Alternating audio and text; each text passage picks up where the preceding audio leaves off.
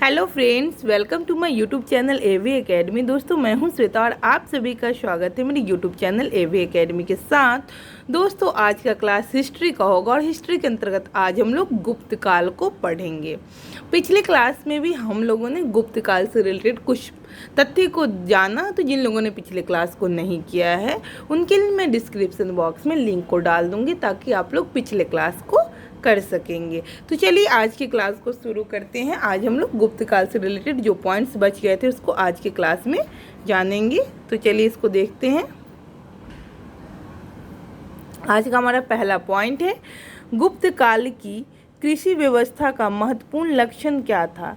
तो महत्वपूर्ण लक्षण था सामंतवाद का प्रारंभ।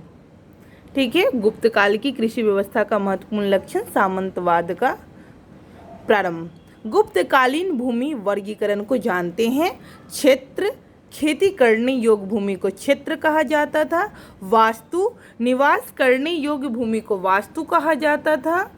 वहीं पे खिल, जो भूमि कृषि भूमि योग्य नहीं होती थी उसे खिल के नाम से जानते थे। अग्रहत, अप्रहत, अप्रहत जंगली भूमि को अप्रहत कहा जाता था। और चारागाह, पशुओं के चराने के लिए छोड़ी गई भूमि को चारागाह कहा जाता था। तो इस तरीके से गुप्तकालीन भूमि का वर्गीकरण है जिसका अलग अलग नाम दिया गया है, जिसका अलग अलग उपयोग है। भूमि का अलग अलग क्षेत्रों में अलग अलग जो भूमि का उपयोग है, इसके अलग अलग नाम से इसको लोग जानते थे। तो यह है गुप्तकालीन वर्गीकरण भूमि का। चलिए आगे देखते हैं हम लोग। किस शासक ने 4 अश्वमेध यज्ञ किए थे? तो प्रवर सेन प्रथम जो है जो 4 अश्वमेध यज्ञ किए थे। इम्पॉर्टेंट है, ध्यान रखिएगा। आगे कायस्थ शब्द का उल्लेख किस ग्रंथ में मिलता है? मुद्रा राक्षस में कायस्थ शब्द का उल्लेख मिलता है। ईंटों से निर्मित गुप्तकालीन मंदिर कहाँ स्थित है? बिठूर, कानपुर में ईंटों से निर्मित क्या कहते हैं गुप्तकालीन मंदिर स्थित है। आगे पढ़ते हम लोग। कुमार गुप्त के समय में ही मध्य भारत में रजत सिक्कों, मयूर शैलों में का प्रचलन हुआ। उसने महेंद्रादित्य की उपाधि धारण की थी। नालंदा विश्वविद्यालय की स्थापना कुमार गुप्त के शासनकाल में ही की गई है। तो यहाँ से क्वेश्चन पूछा जाता है कि नालंदा विश्वविद्यालय की स्थापना किस शासनकाल में की गई थी? तो कुमार गुप्त के शासनकाल में की गई थी। इंपॉर्टेंट पॉइंट से ध्यान रखिएगा। और जो ये क्या कहते हैं कुमार गुप्त जो है, तो एक बार फिर से इसको रिपीट करते इस बॉक्स को, इम्पॉर्टेंट है। कुमार गुप्त के समय में ही मध्य भारत में रजत सिक्कों का प्रचलन हुआ था। महेंद्रादित्य की उपाधि धारण की थी, यानी कि कुमार गुप्त ही है जो महेंद्रादित्य की उपाधि को धारण किए थे और इन्होंने ही नालंदा विश्वविद्यालय की स्थापना की थी। इन्हीं के शासनकाल में स्थापना हुई थी। आगे देखते हैं हम लोग। गुप्त काल की पैठन की प्रसिद्धि का क्या कारण था? व्यापारिक मंडी ही गुप्त काल की पैठन की प्रसिद्धि का कारण था। आगे जानते हैं हम लोग। शतरंज का खेल भारत में गुप्त काल के दौरान ही प्रारंभ हुआ, जहां इसे चतुरंग के नाम से जाना जाता था।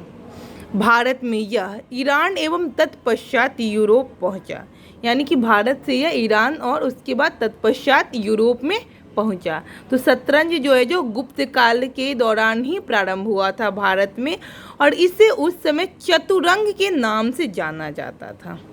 चलिए आगे पढ़ते हैं हम लोग।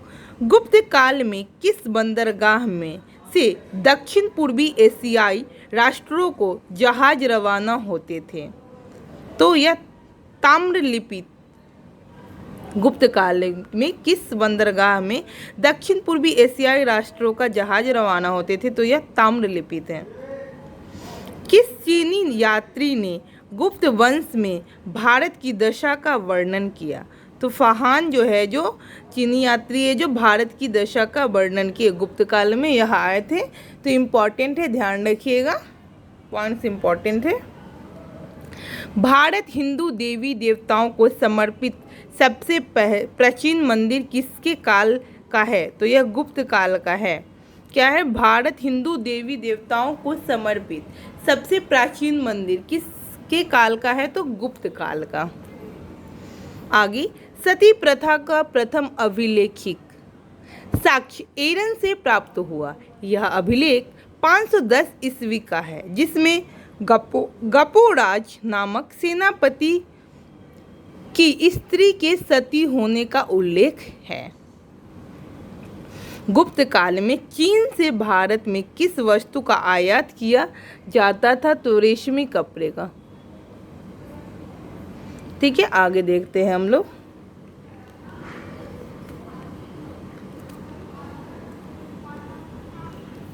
गणराज्यों के अंत के लिए कौन उत्तरदायी था? तो गणराज्यों के अंत के लिए जो उत्तरदायी था वह समुद्रगुप्त है।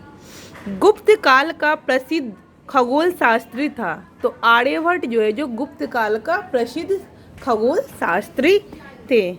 नेक्स्ट पॉइंट है हमारा, गुप्तकालीन चित्रकला का उत्कृष्टतम रूप मिलता है अजंता में। ठीक है, नेक्स्ट पॉइंट देखते हैं हम लोग। विशाख दत्त कृत नाटक देवी चंद्रगुप्तम में उल्लेख मिलता है कि चंद्रगुप्त द्वितीय ने अपने बड़े भाई रामगुप्त की हत्या की।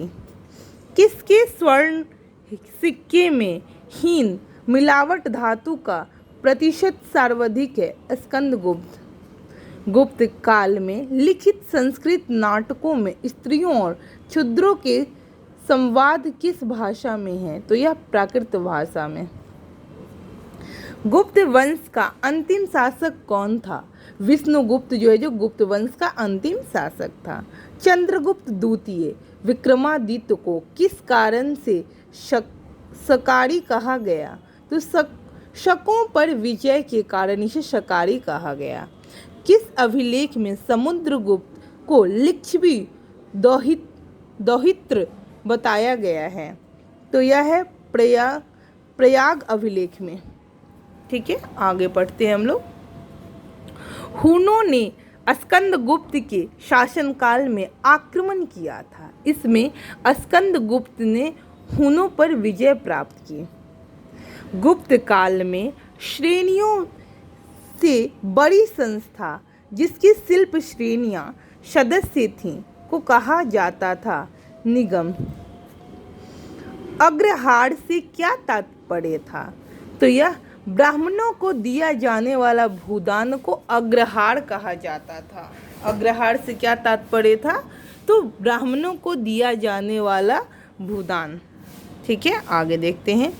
विदिशा के पास उदयगिरी गुफाओं का निर्माण किस काल में हुआ था? तो यह गुप्त काल में हुआ था। ठीक है, ध्यान रखिएगा इस पॉइंट्स को। आगे बढ़ते हैं हम लोग। वराह गुहा का निर्माण किस देवता के सम्मान में करवाया गया था? तो भगवान विष्णु के सम्मान में करवाया गया था। ठीक है, आगे। गुप्त साम्राज्य के समकालीन राजवंश स्थापना और संस्थापक। वकाटक राजवंश 255 ईस्वी। संस्थापक विंध्य शक्ति 330 ईस्वी। संस्थापक शर्वसेन। आगे नाग राजवंश 305 ईस्वी। संस्थापक भवनाग। त्रैकुटक राजवंश 415 ईस्वी। संस्थापक इंद्रदत्त। हुन राजवंश 500 ईस्वी। संस्थापक तोड़मान।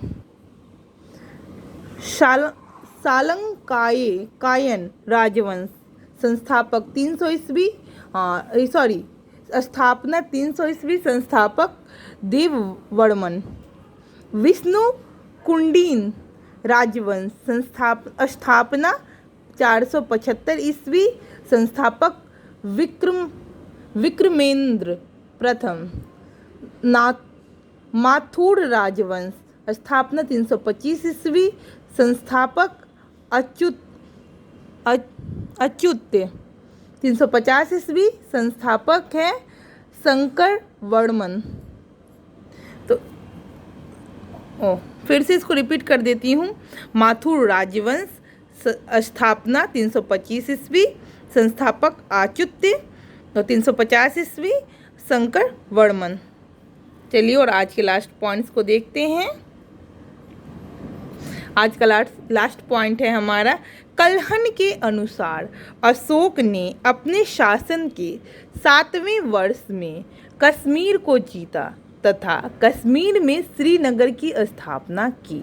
तो इम्पॉर्टेंट है, ध्यान रखिएगा। कल्हण के अनुसार अशोक ने अपने शासन में के 7वें वर्ष में, यानी कि 7वें वर्ष में कश्मीर को जीते तथा कश्मीर में श्रीनगर की स्थापना की।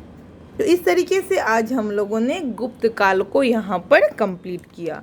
तो दोस्तों, मैं उम्मीद करती हूँ कि आज का क्लास आप लोग के लिए बेनिफिट साबित होगा। कहीं भी किसी भी प्रकार का आप लोगों को डाउट हो तो आप लोग कमेंट सेक्शन में कमेंट करके मुझसे पूछ सकते हैं कि मैम मुझे यहाँ पे कन्फ्यूजन हो रही, इस पॉइंट्स में मुझे दिक्कतें आ रही है, तो मैं आपकी जो भी कन्फ्यूजन है उसको दूर करने की कोशिश करूँगी। तो दोस्तों, जिन लोगों ने अभी तक हमारे YouTube चैनल AV Academy को सब्सक्राइब नहीं किया, सब्सक्राइब कर ले, बेल आइकन को दबा दे ताकि लेटेस्ट अपडेट आपको मिलता रहे, और ज़्यादा से ज़्यादा लोगों को शेयर करें ताकि इस क्लास का लाभ और लोगों को भी मिल सके। Thanks for watching my video.